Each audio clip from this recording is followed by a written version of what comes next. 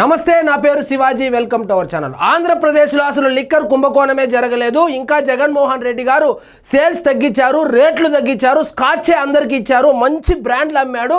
అలాంటి మహానుభావుని మీద liquor scam జరిగిందని చెప్పి, లిక్కర్ కుంభకోణం జరిగిందని చెప్పి ఆయన కోటరీలో ఉన్నటువంటి వ్యక్తులను అరెస్ట్ చేస్తారా అని చెప్పి వైఎస్ఆర్సీపీ నాయకులు తెగ హడావిడి చేస్తారు. ఏ ప్రెస్ మీట్ పెట్టినా ఇది ఒకటే మాట. రాజకీయ కుట్రలో భాగంగా కేసులు పెడతాన్నారు. చెవిరెడ్డి భాస్కర్ రెడ్డి గారి మీద కావచ్చు, ధనుంజయ రెడ్డి మీద కావచ్చు, కృష్ణమోహన్ రెడ్డి మీద కావచ్చు, పెద్దిరెడ్డి మిథున్ రెడ్డి మీద కావచ్చు, ఎవరి మీద కేసు పెట్టినా, ఎవరిని అరెస్ట్ చేసినా ఒకటే టెంప్లెట్ ఏంటంటే అసలు లిక్కర్ కుంభకోణమే జరగలేదు, కేవలం రాజకీయ కుట్రలో భాగంగానే రాజకీయంగా కక్ష తీర్చుకోవడానికి మాత్రమే వీళ్ళు కేసులు పెడతా ఉండారని. మరి ఈ రాజ్ కసిరెడ్డికి ఇన్ని ఆస్తులు యాడ్ నుంచి వచ్చినాయి, వాటిని సీజ్ చేస్తూ ఉంటే, ఒకవేళ లిక్కర్ కుంభకోణం జరగకపోయి ఉంటే సో ఈ ఆస్తులన్నీ సీజ్ చేస్తూ ఉంటే ఈయన గమ్మున ఉంటాడా? ఉండడు కదా. ఇక చూడండి, రాజ్ కసిరెడ్డి ఆస్తుల జప్తుకు రంగం సిద్ధం. సో లిక్కర్ కుంభకోణంలో ఏవన్గా ఉన్నటువంటి రాజ్ కసిరెడ్డి ఎవరైతే ఉన్నారో ఆయనకు సంబంధించినటువంటి 100 కోట్ల రూపాయలు విలువ చేసేటువంటి ఆస్తులను జప్తు చేయడానికి రంగం సిద్ధమైంది. ఇక్కడ చూడండి, జప్తు కోరేవి ఏవేమంటే భాగ్యనగరం చుట్టుపక్కల 30.20 ఎకరాలు. ఈ భాగ్యనగరం చుట్టుపక్కల అంటే హైదరాబాద్లో 30 ఎకరాలు. ఈ పొలం ఎక్కడి నుంచి వచ్చింది? చంద్రబాబు నాయుడు గారే కొనేసి ఆయన పేరు మీద రాసేసి జగన్మోహన్ రెడ్డి గారిని ఇరికించాలేమన్నా ఆయన రిజిస్ట్రేషన్ చేపించాడా? 30 ఎకరాలు కాదు కదా. గచ్చిబౌలిలోని 326 చదరపు గజాల స్థలము. ఇదేమైనా నారా లోకేష్ గారు ఆయనే కొని ఈయన పేరు మీద రాసి జగన్మోహన్ రెడ్డి గారి మీద కక్ష తీర్చుకోవడానికి ఏమైనా కొనిచ్చాడా? లేదు కదా. బినామీ కంపెనీల బ్యాంకు ఖాతాల్లోని 3 కోట్లు కూడా బినామీ కంపెనీలు, రాజ్ కసిరెడ్డికి సంబంధించినటువంటి బినామీ కంపెనీలు ఏవైతే ఉన్నాయో అందులో ఉన్నటువంటి 3 కోట్ల రూపాయలను కూడా జప్తు చేయబోతున్నారు. ఈ 3 కోట్ల రూపాయలు ఏమైనా పవన్ కళ్యాణ్ ట్రాన్స్ఫర్ చేశాడా? లేదు కదా. కాబట్టి ఆంధ్రప్రదేశ్లో జరిగినటువంటి లిక్కర్ కుంభకోణానికి సంబంధించి వైఎస్ఆర్సీపీ వాళ్ళు ఉలిక్కి పడుతున్నారు. రోజుకొక మలుపు తిరుగుతోంది. మంచి డెవలప్మెంట్ అయితే కనబడుతోంది. సో ఎట్టకేలకు పెద్దిరెడ్డి మిథున్ రెడ్డి వరకు వచ్చింది వ్యవహారం. ఇక మిగిలింది అంతిమ లబ్ధిదారుడు మాత్రమే. ఆ అంతిమ లబ్ధిదారుడు ఎవరు, ఎంత లబ్ధి చేకూరింది, ఆ 3200 కోట్లైనా లేకపోతే ఇంకా ఏమైనా ఎక్స్ట్రాగా లబ్ధి చేకూరిందా అనేటువంటి అంశం మీద అయితే విచారణ జరుగుతోంది. ఆ విచారణకు సంబంధించి రాజ్ కసిరెడ్డికి సంబంధించినటువంటి ఆస్తులు ఏవైతే ఉన్నాయో వాటిని జప్తు చేయడానికి రంగం సిద్ధం చేశారు.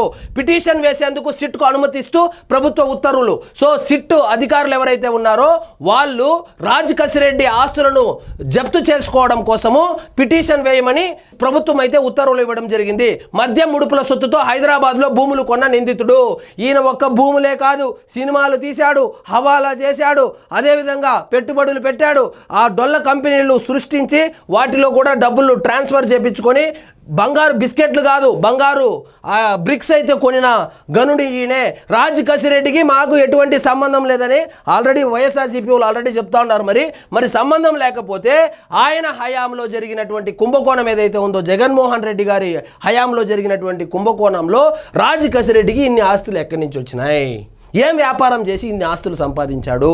చూడండి, మద్యం కుంభకోణంలో కొల్లగొట్టిన సొత్తుతో ప్రధాన నిందితుడు రాజ్ కేసిరెడ్డి హైదరాబాద్ నడిబొడ్డున చుట్టుపక్కల ప్రాంతాల్లో కొన్న భూములు, స్థలాలు, బినామీ పేరిట నెలకొల్పిన ఓ కంపెనీ బ్యాంకు ఖాతాలోని డబ్బు జప్తుకు రాష్ట్ర ప్రభుత్వం ఉపక్రమించింది.